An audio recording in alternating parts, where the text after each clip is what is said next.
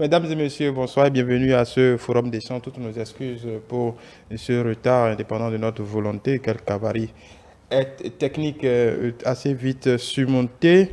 Voilà, nous allons parler rapidement de ce fameux partenariat stratégique signé récemment entre l'Union européenne et la Tunisie, qui prend en compte beaucoup de volets, un soutien budgétaire à ce pays quelque peu en difficulté. Mais ce qui retiendra notre attention ce soir, c'est ce pan concernant l'immigration clandestine, l'immigration irrégulière. Est-ce que ce partenariat ne vise simplement pas à faire de la Tunisie le sous-traitant en fait de l'Union européenne disons, en cette matière funeste que de retenir les migrants subsahariens? Ces dernières semaines, tout le monde a pu voir sur les réseaux le martyre que vivent ces subsahariens débarqués dans le désert sans affaires, sans secours et dans des conditions exécrables. Ce sera le premier sujet de nos échanges de ce soir. Et après, si le temps nous le permet, nous commenterons très rapidement cette décision de la Cour constitutionnelle qui somme le Parti des démocrates de désigner leurs représentants dans la commission avant le 20 juillet 2023, délai de rigueur. Ce sera avec Eulous Francis Attalier. Bonsoir. Bonsoir. Je rappelle que vous êtes analyste politique. Docteur Paul-Marie Wessou, bonsoir. Bonsoir. Enseignant analyste politique également. Julio Tometti, bonsoir. Bonsoir à toutes et à tous. Juriste, analyste politique. Et depuis Paris, Soponi Jed Kaboulé, économiste et directeur général du think tank L'Afrique des idées. Bonsoir. Bonsoir. Bonsoir au plateau et bonsoir aux téléspectateurs. Nous ne vous recevons pas pour le moment. Je vais donner la parole au docteur Paul-Marie Wessou. Cette question, ce partenariat qui vient d'être signé, il y a eu beaucoup de préalables, beaucoup de discussions, on a vu des allers-retours. Finalement, c'est signé quelques milliards de dollars de l'Union européenne pour la Tunisie, avec, comme ce que je décrivais dans mon introduction. Est-ce que simplement, comme la Grande-Bretagne a pu le faire il y a quelque temps avec le Rwanda pour déporter les migrants clandestins vers ce pays, est-ce que ce n'est pas la stratégie que l'Union européenne aussi adopte vis-à-vis de la Tunisie pour contenir tout simplement, donner de l'argent pour contenir les migrants? Oui, absolument. C'est un peu ça. Les Européens ne savent plus ce qu'il faut faire pour en fait endiguer le flux des migrants de l'Afrique vers leurs différents pays. Vous savez qu'il y a eu entre-temps Sarkozy qui avait proposé qu'il y ait une certaine union de la Méditerranée et dans l'optique justement de dire ok, nous allons nous développer et puis empêcher que les gens traversent la prospérité partagée. La prospérité partagée. Bon, vous savez, ils répètent les accords. Je crois qu'il y a eu beaucoup d'accords déjà avec le Maroc, avec l'Algérie et maintenant la Tunisie. Et je crois que le problème n'est pas en réalité dans ces accords-là et ça ne va pas régler le problème de l'immigration. Parce que, en fait, qu'est-ce qui fait que les gens immigrent vers là-bas? Les gens immigrent vers là-bas parce que il ne fait pas bon vivre dans nos pays ici. Et si les gens perçoivent qu'il ne fait pas bon vivre dans nos pays, ils vont toujours aller vers les pôles où il fait bon vivre. Alors, pour moi, je crois que il vaut mieux concentrer l'effort sur d'abord la gouvernance dans nos différents pays et faire de sorte que les pays se portent mieux. Mais il faut aussi faire de sorte qu'il y ait parce que nous entrons dans une ère de haute technologie et il faut faire de sorte que l'Afrique ne soit pas à la traîne du point de vue de la technologie. Et tant qu'il y aura cette grande division entre le nord et le sud, je ne pense pas que ces solutions, enfin, de donner des milliards, bien sûr, ça va redresser un peu, ça va donner un peu de bouffée d'air à l'économie tunisienne qui était déjà pas très bien portante. Et ça va essayer de les aider à faire face à un certain nombre de choses. Mais en termes de résolution du problème de l'immigration, je ne pense pas que l'argent qu'on donne va résoudre le problème. Voilà, je voulais faire une boutade quand vous aviez dit tout à l'heure qu'il ne fait pas, que les gens prennent la route parce qu'il ne fait pas bon vivre chez nous. Vous, vous êtes là. Oui, je suis là parce que... Pas bon vivre, mais bon. Vous n'avez pas pris le désert pour autant. Non, mais moi je suis là parce que j'ai fait un choix. Vous avez peur de la route. Non, je suis là parce que j'ai fait un choix. Mais vous savez, dans les années 80, j'étais au Ghana. Ah, vous avez essayé? Non, non, non. Justement, j'ai été invité à le faire. J'étais au Ghana et c'était presque une mode au Ghana dans les années 90, début des années 90 là, que de prendre cette route-là et de partir. En ce moment, ce n'était même pas encore aussi intense que maintenant. Et on m'invitait à le faire, à y aller. Mais j'ai dit non, moi je veux plutôt rester ici. Et puis, Francis Attali, ce que le docteur Paul-Marie Wessou vient de dire m'inspire une autre question avant de parler de cet échange de bons procédés entre l'Union européenne et la Tunisie. C'est que le point commun pour tous ces migrants aujourd'hui, on se désole de leur situation, des drames qui se jouent, mais pour traverser, c'est beaucoup d'argent. Donc on a des gens qui fuient, selon les explications, le mal-être, la pauvreté, mais que ce qui se trimballe avec des dizaines de millions, même si on le collecte à gauche et à droite pour la traverser. Qu'est-ce que ça vous inspire très concrètement? On peut comprendre ceux qui viennent des zones de guerre, on peut le dire, ça peut s'expliquer. Mais bon, ceux qui rassemblent un pécule pour financer leur traversée, qu'est-ce qu'on peut en dire? C'est que l'Europe est souvent présentée comme l'Eldorado. Et vu la misère ambiante qu'il y a en Afrique, les gens estiment qu'il vaut mieux aller, quoi que sur la côte, il faut aller en Europe. Et vous savez évidemment que les tremplins qui permettent d'accéder à la Méditerranée et pour aller en Europe, c'est la Libye, c'est la Tunisie, c'est les pays du Maghreb. Oui. Donc c'est normal que dans le diagnostic, ils aient pu trouver que le mal, en fait, si on peut le traiter à partir de la Libye, à partir de la Tunisie, à partir des pays du Maghreb, qu'on va réduire plus ou moins. C'est la question de la crise de l'immigration, mais aussi la question de la mobilité à l'échelle internationale. Donc ce sont les problèmes qui se posent, c'est les défis actuels de notre siècle. Et il faut avouer que cette solution trouvée a des limites, parce qu'il faut aller au-delà. La question, comme l'a souligné le docteur Paul-Marie Wessou, c'est que c'est une question de qualité de gouvernance.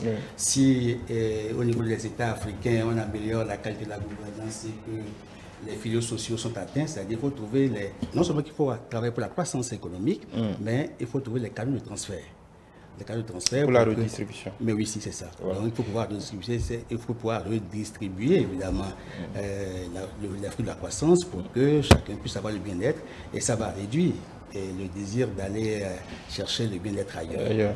Sofoni Jette Kaboulé, vous êtes de l'autre côté, mais entendons-nous bien, vous n'avez pas traversé irrégulièrement. Vous avez fait les choses en bonne et due forme. Donc, j'étais obligé de contextualiser les choses ici. Vous êtes un migrant, on va dire, formel, régulier pour le thème consacré. Comment vous voyez un peu ce deal qui vient d'être passé? C'est-à-dire que l'Union européenne dit à la Tunisie, bon, prenez ces dollars et cachez-moi ces immigrés que je ne souhaite pas voir poindre sur mon territoire.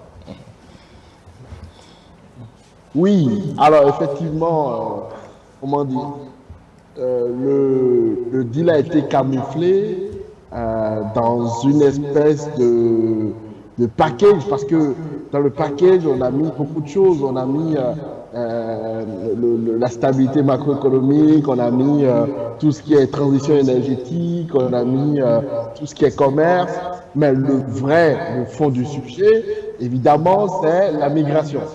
C'est la question migratoire qui est au cœur de l'affaire. Donc, l'accord, il y a deux volets.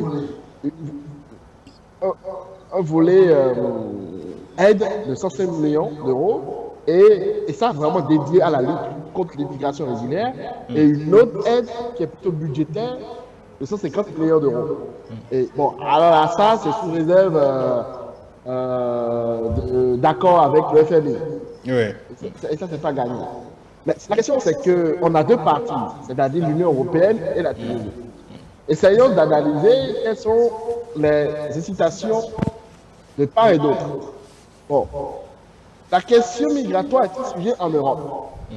D'ailleurs, il y a l'Organisation internationale de la migration qui a fait un rapport il n'y a pas longtemps sur comment le monde voit les migrations. Et les populations en Europe sont les plus négatives face à l'immigration. Et d'ailleurs, c'est pour ça que dans le pays européen, il y a une forte montée des partis dites d'extrême droite. D'extrême droite. Et donc, la question de l'impression négative sur la migration, sur l'immigration, est un sujet. Donc, les gouvernants, c'est leur job de se saisir, n'est-ce pas, de la question principale du peuple. Donc, partant de là, ils se sont dit, il y a un flux qui est plutôt un flux irrégulier. Pas irrégulier dans le sens fréquence, mais c'est-à-dire que la migration est irrégulière.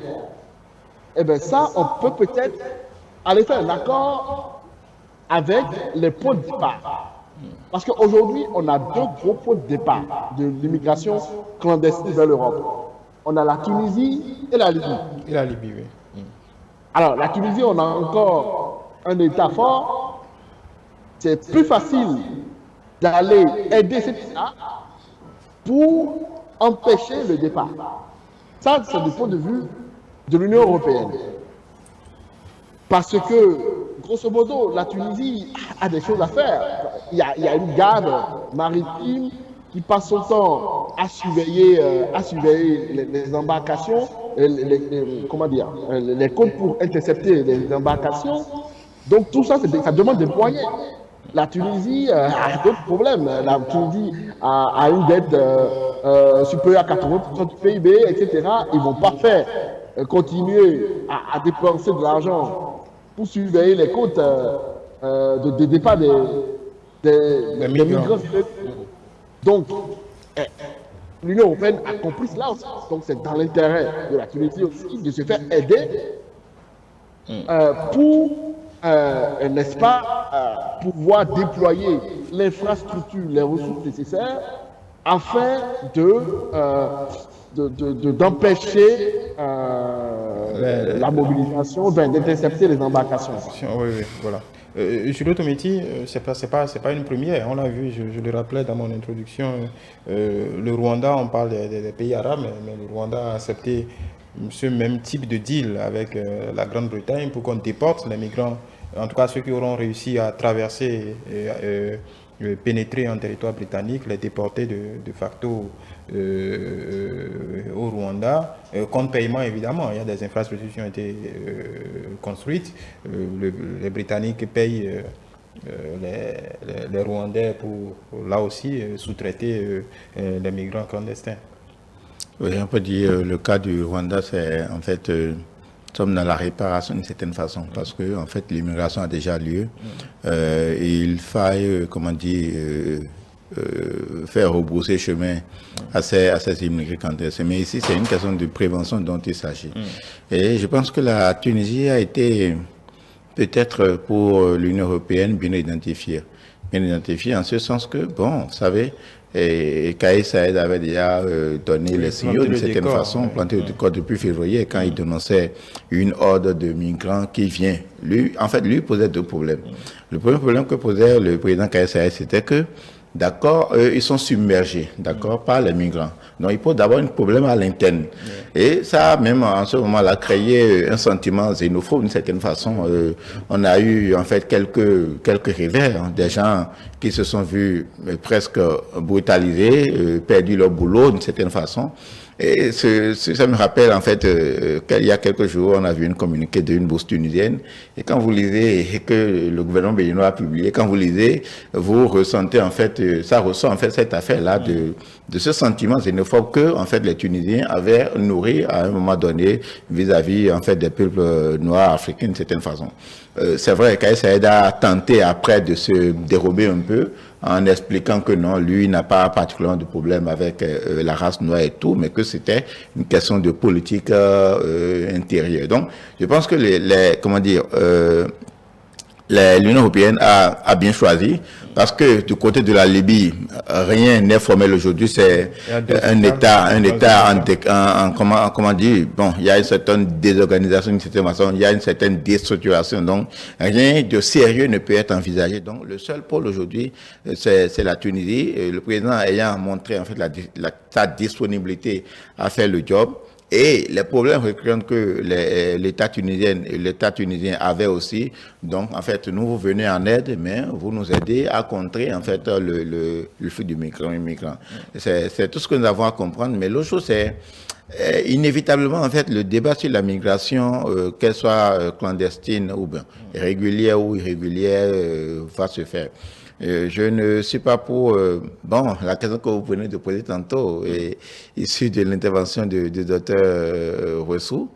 Non, est-ce que la migration est un fait? Non. Quoi qu'on dise là, il n'y a pas en fait de politique, quel que soit en fait peut-être à l'interne, quelles que soient les politiques que vous mettrez en œuvre, en fait les gens seront toujours prédisposés à aller chercher le bien-être. Alors que le bien-être d'une certaine façon n'est pas, comment dire, on ne peut pas l'apprécier. L'appréciation est diversifiée. À partir de quel moment, en fait, on peut estimer que l'individu a le bien-être auquel il aspire chez lui d'une certaine façon. Vous allez voir des gens qui laissent peut-être emploi formel et autres et qui vont en aventure. Mais l'autre chose que nous avons à constater, c'est quoi? C'est que, en fait, de plus en plus, l'immigration, qu'on appelle l'immigration régulière, elle est davantage restreinte d'une certaine façon. Ce qui oblige les gens à emprunter la forme irrégulière parce que lorsque les voies d'accès, puisque nous sommes en fait dans une globalisation et de plus en plus il est prôné, comme l'a dit Francis de la Taille, une certaine mobilité à l'international, au-delà du bien-être, les gens ont envie d'aller découvrir autre chose que ce qu'ils ont envie de vivre. Donc, ce n'est pas qu'une question de subsistance d'une certaine façon. Ce n'est pas qu'une question de subsistance.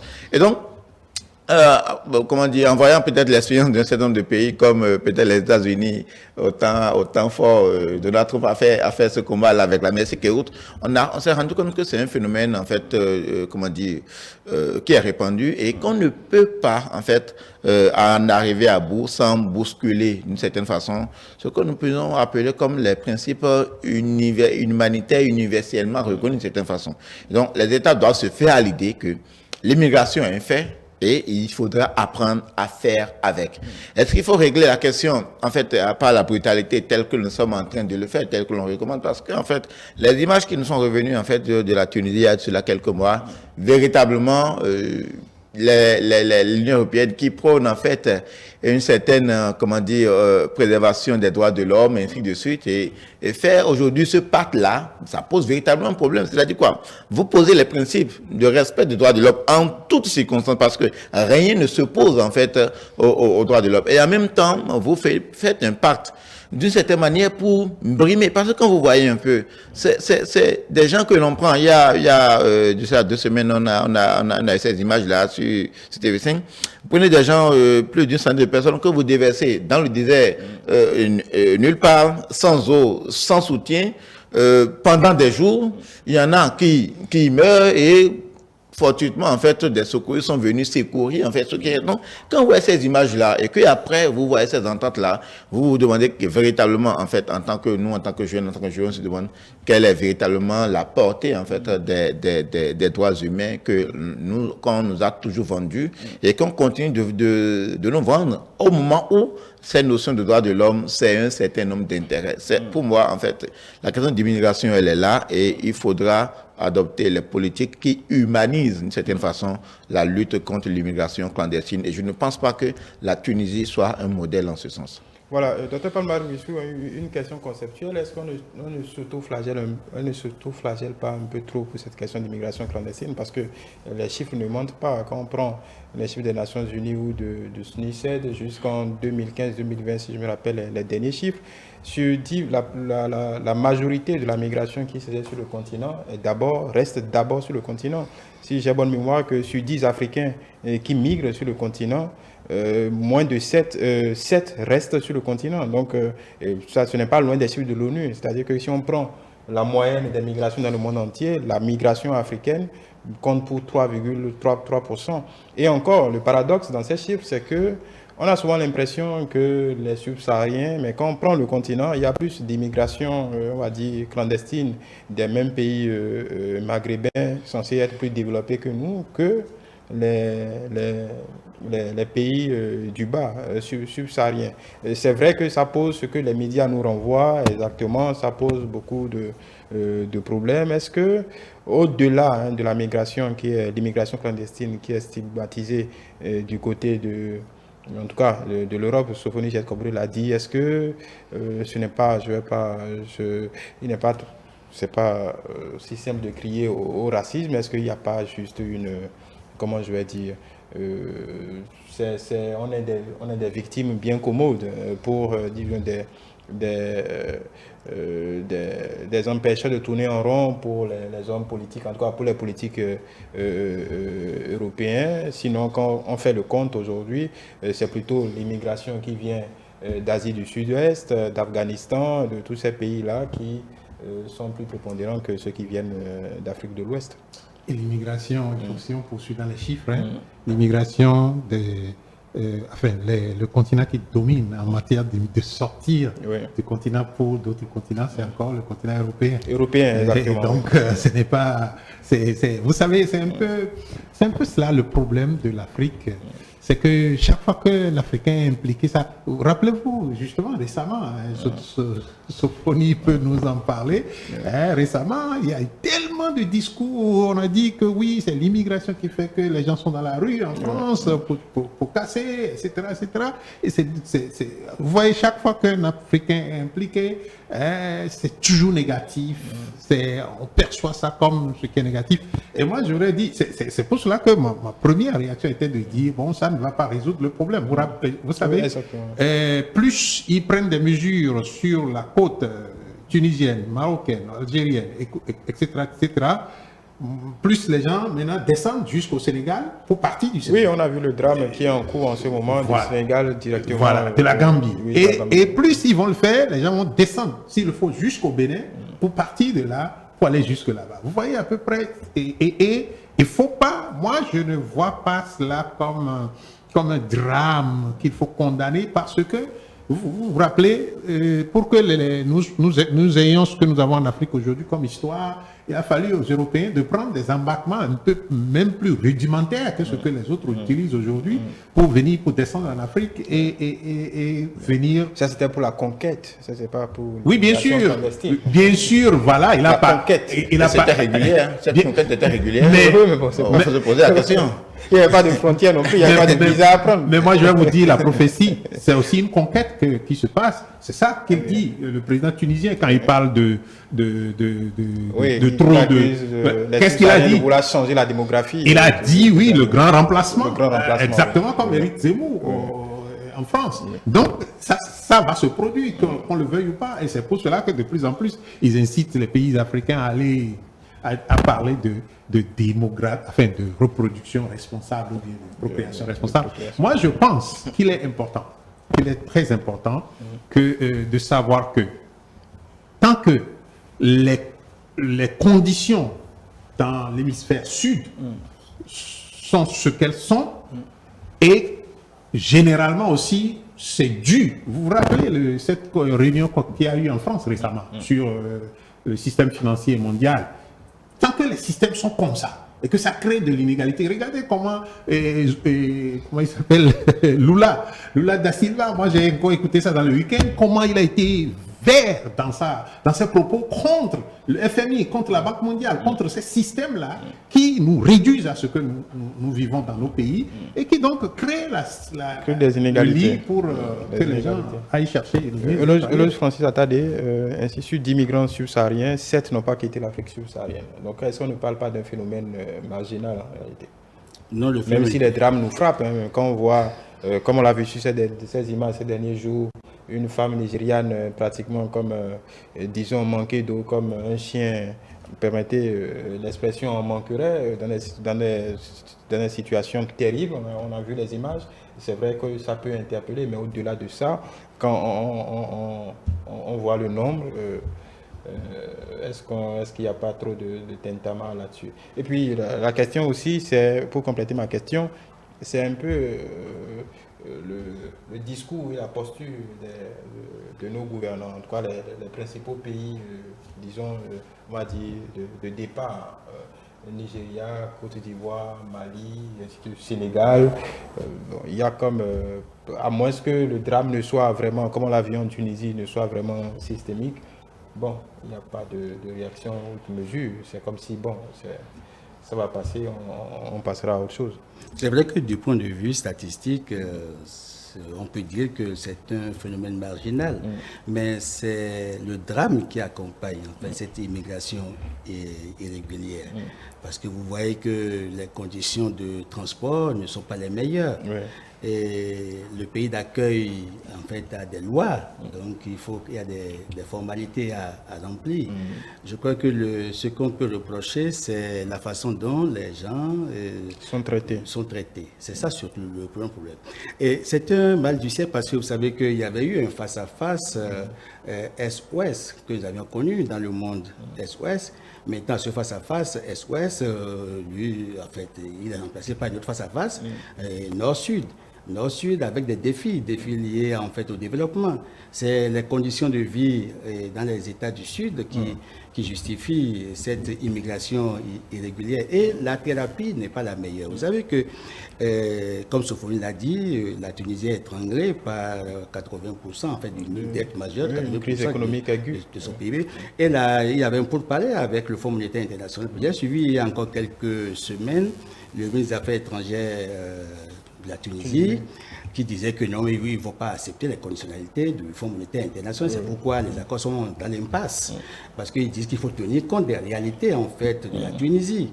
Donc, ils ne vont pas accepter le dictat qu'on va leur que le Fonds monétaire veut leur imposer. Or, il se fait que dans les négociations avec l'Union européenne, c'est qu'il y a des conditionnalités du Fonds monétaire qui doivent être remplies avant que des crédits ne soient mis à disposition, notamment les 900 millions d'euros qui vont servir évidemment à booster l'économie tunisienne. Donc, quand on veut l'un dans l'autre, c'est que l'Union européenne n'a pas trouvé la meilleure formule. Ils ont voulu masquer le volet économique, développement, tout ça là, c'est du leurre, c'est un trompe-l'œil. La question qui préoccupe l'Europe, c'est comment gérer ce fléau. C'est ça. Mais ils n'ont pas trouvé la meilleure formule. Voilà. En fait, il faut maintenant travailler à ce que nous puissions quitter l'aide au développement, parce que c'est l'aide au développement qui est mal gérée, qui ne permet pas aux nations africaines de connaître les croissances qui doivent permettre de prendre en charge les différents problèmes qui se posent, en fait, les défis qui sont les nôtres.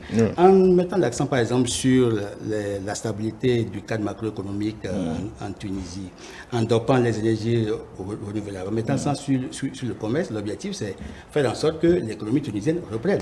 Parce que en Tunisie, il y a un vrai tissu industriel, hein, le textile, les services. La Tunisie était un modèle on va dire, en tout cas, de pays en voie de développement, était un modèle réussi. Il y a eu en tout cas, ce tournant des révolutions qui ont plongé le pays. Oui, mais quand on voit les pays de départ, il faut faire en sorte qu'on améliore la qualité de la gouvernance.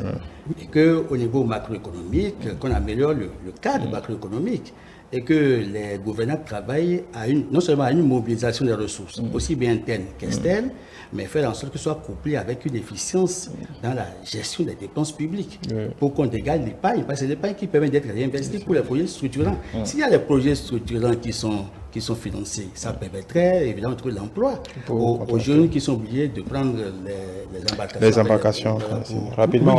Juste avant, il y a cette tendance à minimiser, c'est le printemps arabe. Arabe, oui, exactement. Qui a un peu perturbé. Oui, et certainement aussi des choix économiques aussi douteux. Parce que la Tunisie, c'est le textile et le tourisme. Bon, ça, mais c'est justement ce qui nous indique qu'il faut toujours construire et le politique et l'économie, voilà, pour que les deux puissent se donner la main à l'exécution. Sofoni Jadkaboudé, comment vous voyez cette question conceptuelle? En réalité, par rapport à ce que les chiffres nous disent, contredisent quelque peu ce que, disons, les images peuvent renvoyer.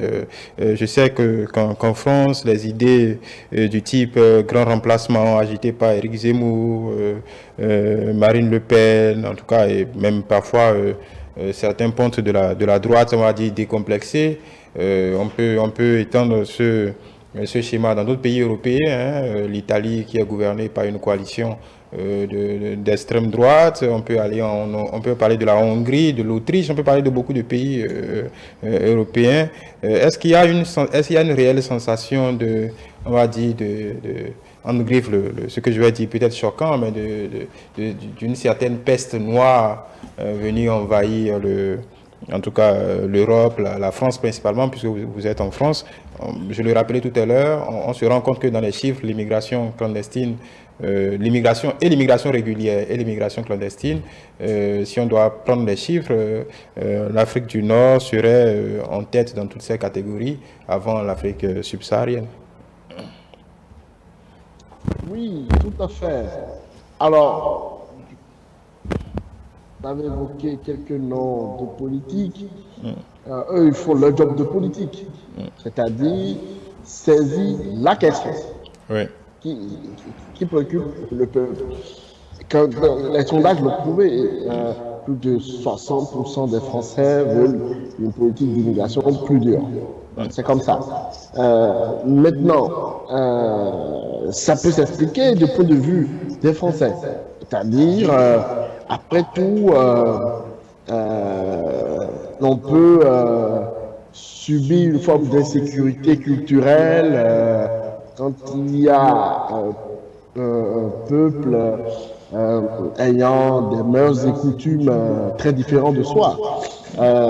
Et donc, je pense que cette question-là se pose, et donc les politiques viennent en quelque sorte, pas faire un hold-up, mais viennent récupérer la question principale du peuple pour en faire un sujet politique. Et éventuellement se faire élire sur ce programme. Moi, je ne dis pas, enfin, tout à l'heure j'ai entendu sur le plateau que la migration est un fait, on ne peut rien, etc. Oui, la migration est un fait historique, mais en attendant, les pays peuvent, s'ils le désirent, maintenir une forme d'homogénéité de la population. Il y a un pays qui existe, dont on ne parle jamais, le Japon. Le Japon, la part d'immigrants au Japon, depuis 20 ans, n'a pas changé. C'est toujours 2% de la population. Oui, bon, eux, ils ont des méthodes assez drastiques. Oui, voilà. Ah, oui. Donc le Japon a fait le choix de limiter le nombre d'immigrants chez lui. Donc, si un pays veut en faire une politique de migration qui consiste à aller sélectionner les gens dont le pays a besoin pour son développement économique, etc., pourquoi pas, le Japon l'a fait. Donc, oui, en attendant, la migration peut être un fait historique, mais ce n'est pas un fait historique au Japon. C'est un fait marginal. Donc, un pays peut décider d'avoir une politique de l'immigration.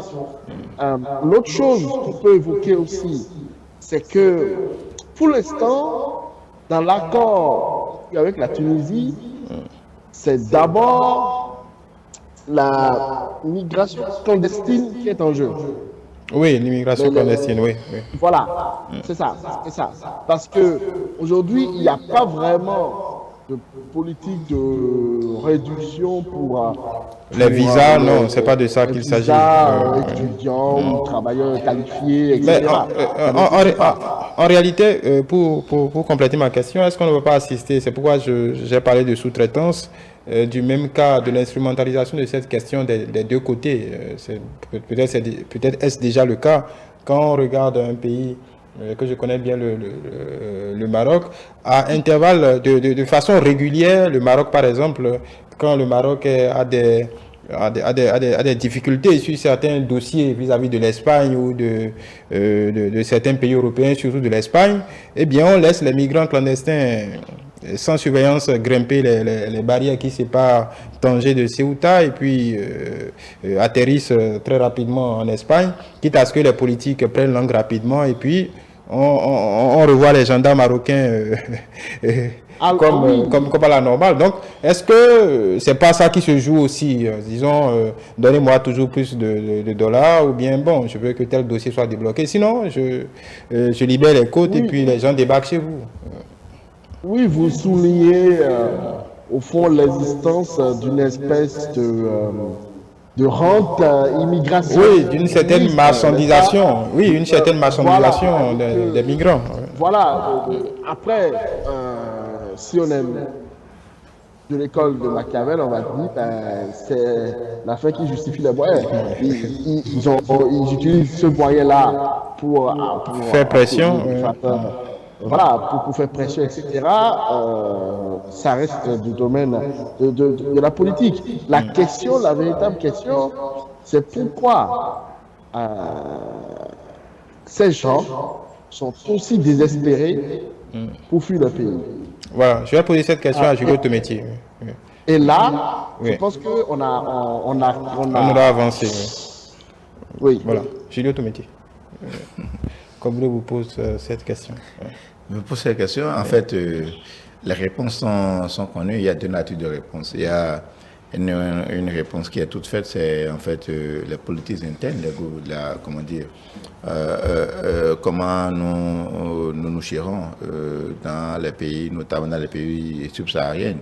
Lorsqu'on veut se dédouaner un peu, on a tendance à dire, comme le disait, je ne sais pas si c'est Dr Rousseau, que ce sont les politiques extérieures d'une certaine façon. Ça, c'est quand on veut se dédouaner. Mais principalement, la première responsabilité incombe dans nos États à ceux qui nous dirigent. Et nous n'arrivons pas à offrir en fait le minimum en fait à toute notre population. Et donc, ça crée en fait des disparités. Donc, tant qu'il y a en fait des inégalités, ça va forcément produire en fait des relents en fait immigrationnistes d'une certaine façon.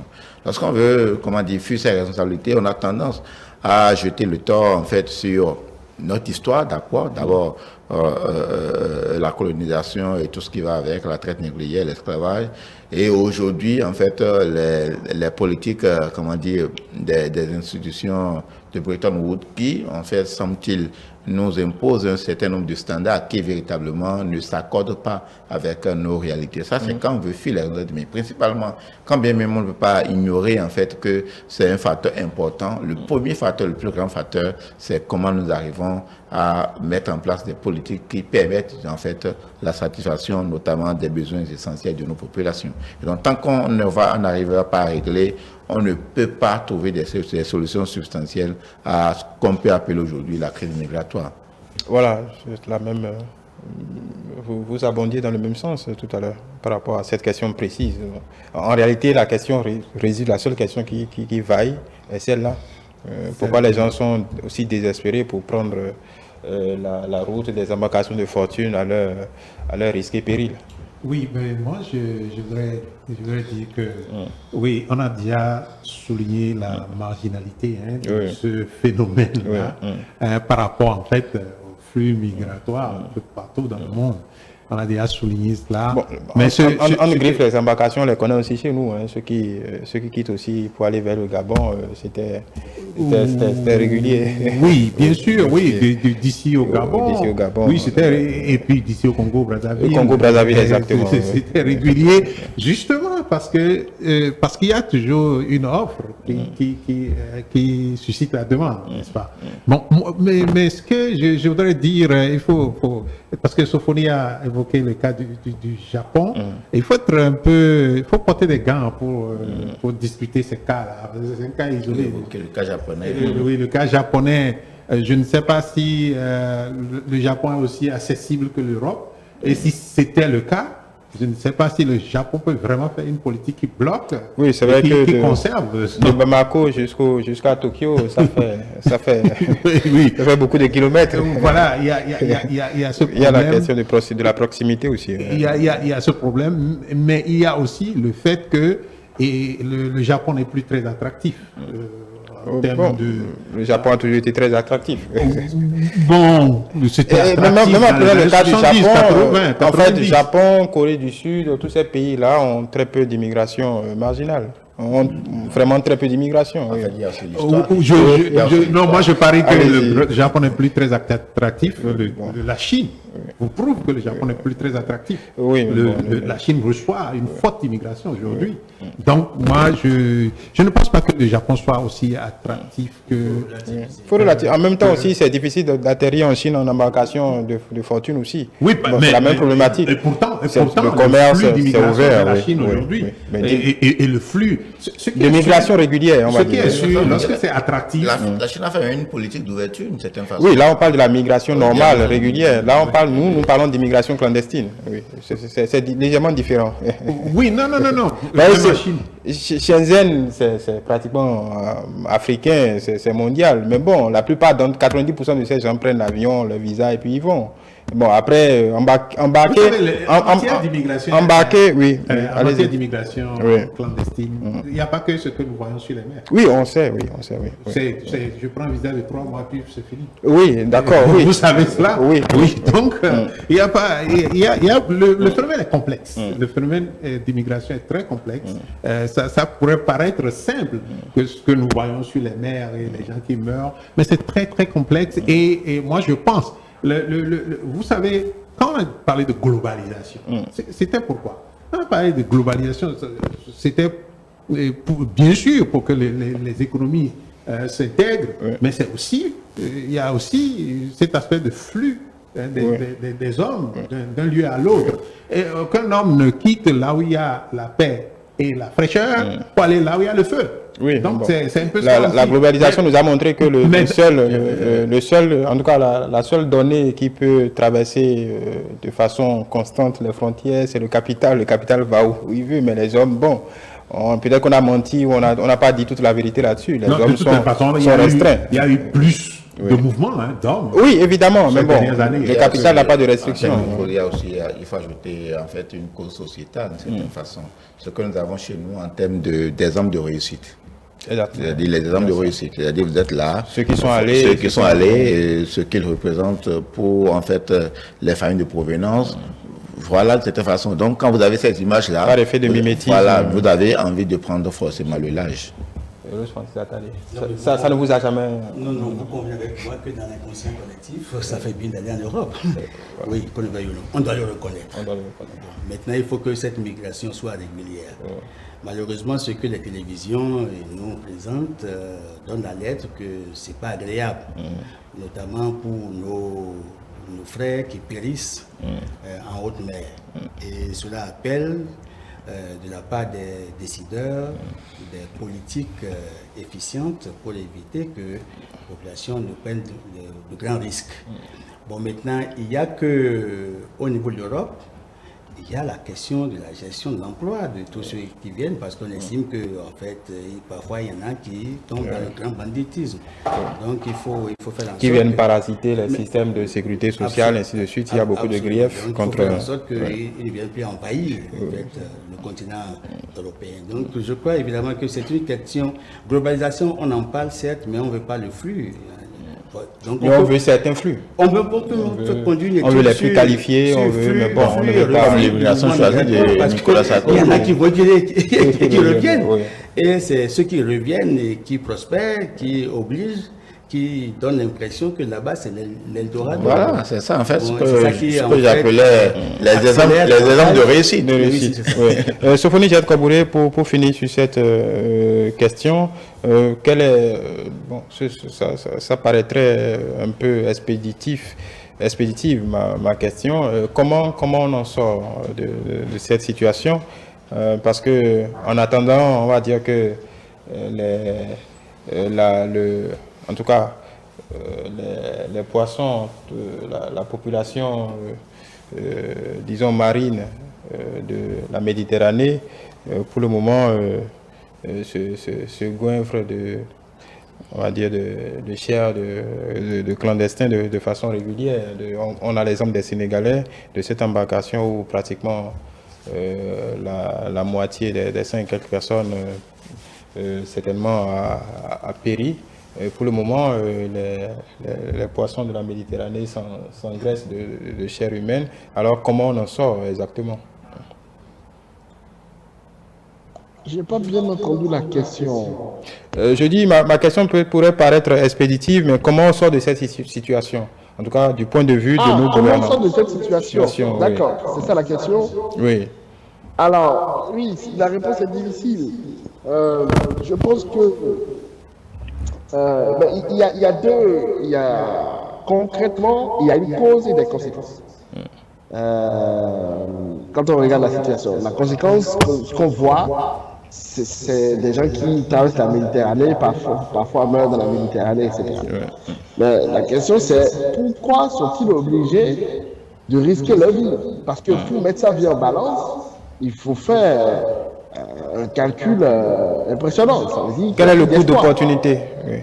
Voilà, exactement. Voilà, exactement. Vous introduisez une notion importante. Oui, à force, on est tous contaminés par la notion économique. Donc, quand on regarde ça, on se dit, la question c'est peut-être d'améliorer, de redonner de l'espoir de redonner de l'espoir à nos populations en Afrique. Parce que la confiance dans l'avenir, c'est quelque chose d'extrêmement important. C'est vrai que les économies s'attardent sur des considérations matérielles pour expliquer la croissance économique, mais il y a un grand livre qu'a écrit Alain Perfit, qui est un ancien ministre de Gaulle, et le livre s'appelle La société de confiance. Eh bien, j'invite tout le monde à lire ce livre parce qu'il démontre très clairement comment, au fond, la confiance en l'avenir, qui est finalement un matériau non sensible, n'est-ce pas, qui est un facteur immatériel, est absolument déterminant pour une économie. C'est-à-dire que l'économie, c'est dans une large proportion une affaire de prophétie autoréalisatrice. Donc il faut une espèce de confiance en l'avenir pour se projeter dans un avenir économique serein et se dire que, au fond, ce que la stratégie traduit par demain sera meilleur. Si on arrive à instaurer un environnement où demain est meilleur qu'aujourd'hui, je pense qu'on va freiner les départs. Voilà, on va terminer sur vos bons mots. Demain sera meilleur qu'aujourd'hui. Le Francis Atadé, merci. Oui, mais il faut agir sur les causes, en fait. Oui, si pour que demain soit meilleur qu'aujourd'hui. Voilà, merci, le Francis Atadé. Je rappelle que vous êtes analyste politique, docteur Paul-Marie Ouessou, peut-être un intellectuel pour nous aider à réenchanter notre avenir, pour le dire autrement. Je vous rappelle que vous êtes enseignant et analyste politique également, juriste Julio Tometti, analyste politique également, et Sofoni Djad Kabouré, économiste et directeur général du think tank L'Afrique des idées. Mesdames et messieurs, merci de nous avoir suivis. On se donne rendez-vous demain pour d'autres développements.